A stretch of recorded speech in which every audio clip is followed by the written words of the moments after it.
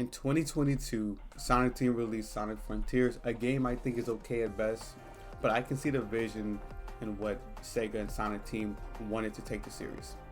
After that, in 2024, we got Sonic X Shadow Generations. This included a very faithful port of Sonic Generations and also Shadow Generations, which for me I think has the best gameplay that we've gotten since the original Sonic Generations. And still recently, we just got Sonic Racing Crossroads. This game has still been very fun to play. I'm glad to see that the Sonic series is in a great spot. And with the future of the series, I just wanted to really yap about what the future game could look like. And what I mean by that is Sonic Frontiers 2. I just wanted to really just speculate about what Sonic Frontiers 2 could look like.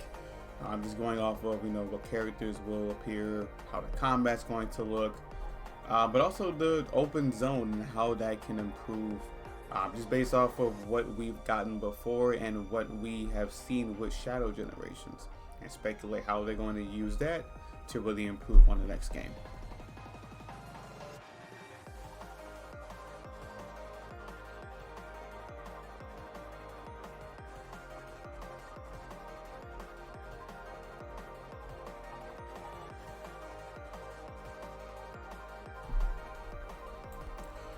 With the characters, I kind of believe this is more so of the easier part to really speculate. Of course, I'm assuming that Tails, Knuckles, and Amy are all going to make their appearance again in this game. Just knowing, of course, they were in the first game, they had a pretty big role, especially being able to be played in the third DLC. Now, for new characters, I would assume that Shadow, of course, would be playable. But I also do believe that Rouge and Omega are going to make an appearance. I think so far, Sonic Team and Sega are realizing how popular Shadow is as a character, and also they, and by I mean Sega, understands that many fans want to see Shadow with Rouge and Omega. They just don't want to see him alone. So I can definitely see Rouge and Omega making an appearance with Shadow. I don't believe they will be playable, but I can definitely see Shadow being the playable one out of the three.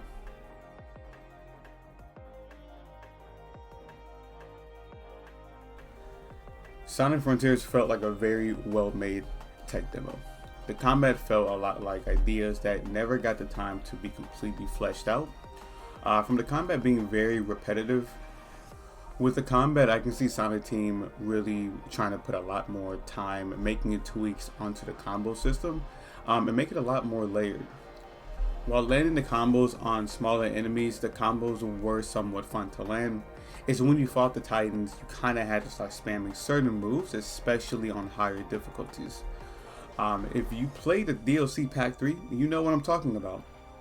Fighting the Titans were more of a visually pleasing experience rather than actually being a fun fight.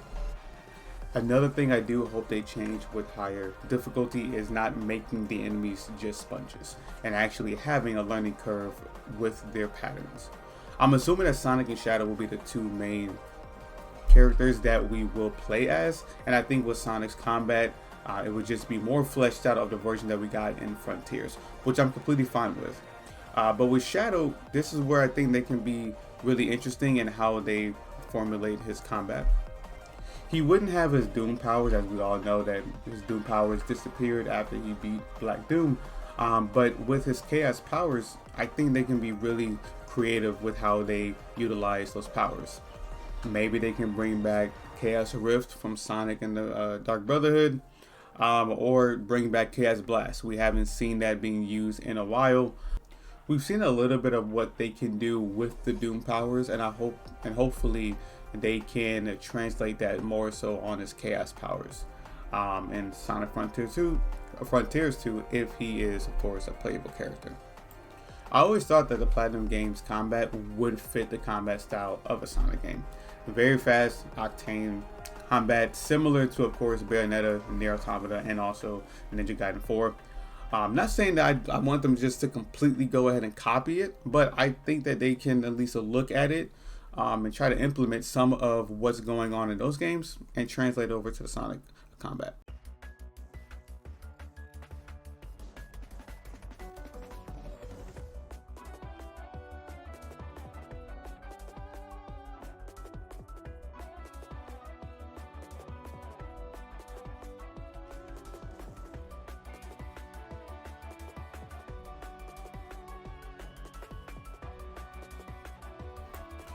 One thing that truly irritates me about Sonic Team is how they got platforming done so well in their first 3D Sonic game, and also their second 3D Sonic game with Sonic Adventure 1 and 2, and ever since then it's been a off and on issue for this series.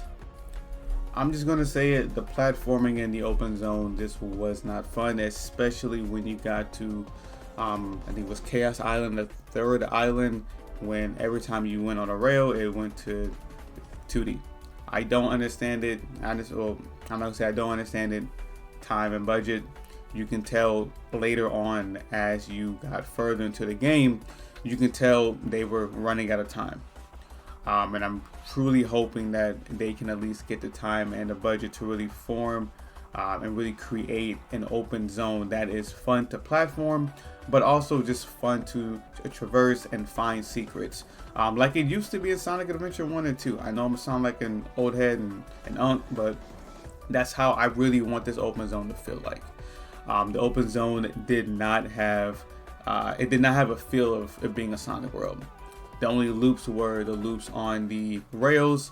And even with the third DLC, I would have thought that they would have added a little more flair to it, to really feel like a Sonic world, and it wasn't. And I do understand it being in a cyberspace and still part of Angel Island. So I do hope that with this new open zone that we will get, it's a little bit smaller, so they can of course add more to it. But I'm really hoping that it feels like Sonic's world, more loops. More secrets, and also including the spin dash.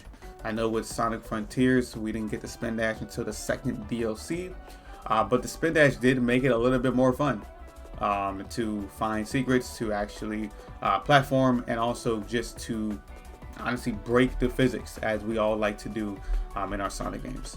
With Shadow Generations, you did see that there was somewhat an improvement when it came to platforming. It still wasn't the best, but you can definitely tell that they took some feedback from many fans who had their frustrations with the open zone.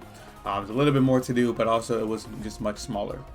So they were able to actually add more things to actually do when it comes to secrets, or when it came to collecting items, but also the platforming was just better, but still not ideal. One thing that I do hope that is also answered is the automation. The automation within the platformings really felt like Sonic Team did not trust and also have the confidence within their creation of the open zone. With the dash panels, the automation within the railing, it really just felt like Sonic Team just did not have that confidence there. And I really hope that with this new open zone that we'll get, it's just more free. It's going to allow the player to really experiment with platforming and getting to the destination in our own way, without having to go down a set route that they chose for us within the open zone.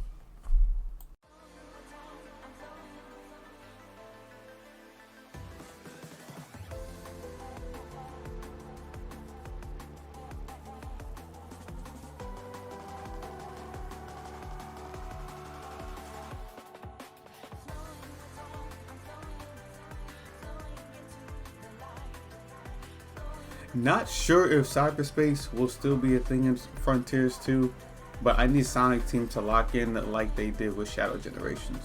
Shadow Generations levels were easily some of the most fun levels to play through since the original Sonic Generations. They weren't perfect by any means, but they did show the potential and also the growth when it comes to level design with the Sonic series. The set pieces, the platforming. I know they slowed down Shadow a bit, which I'm not too mad at, but I just need Sonic Team just to lock in. I'm not too sure what was going on and why they went with the choice of making Sonic control like a truck during the cyberspace sections, but I need them to never do that again. And really look at how Shadow Generations was made, and literally just do that in Sonic Frontiers 2 and make it a little bit better. And I'm completely fine with that. Also, the music. I need Otani to reach out to Jun Senoue or somebody. I'm not a electronic music hater, but I'm gonna need Otani to go ahead and change it up a bit. The electronic music is okay, but I really do like how the music in Sonic Racing Cross Worlds is. But I just need those real instruments to come back to the Sonic music. I miss that. Many fans miss that, and we all just want to see and really just want to hear that music again that we had, back in the 2000s. Overall, I'm pretty confident in where Sonic Team is, based off of Sonic Racing Cross Worlds, but also Shadow Generations. Really knowing what they want to do with Sonic. It's been a very hard last decade during the 2010s.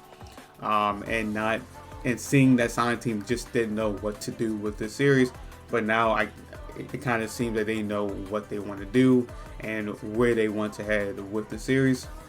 But let me know how y'all feel. How do y'all feel about where Sonic is headed? How do y'all feel about what they should remove, what they should add? Just go ahead and let me know. All right, y'all. Peace.